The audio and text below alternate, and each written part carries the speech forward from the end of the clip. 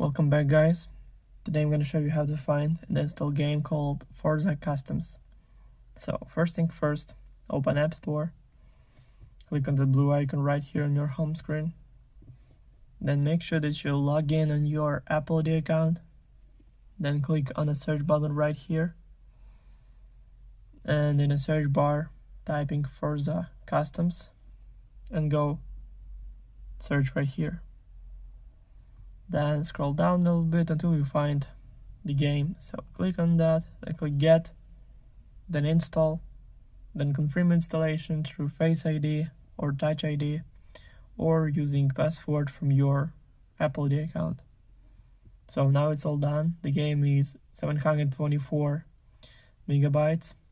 Also, all links will be in the description of this video. Hope you guys enjoy. Thank you for watching. Please like and subscribe for more. Bye.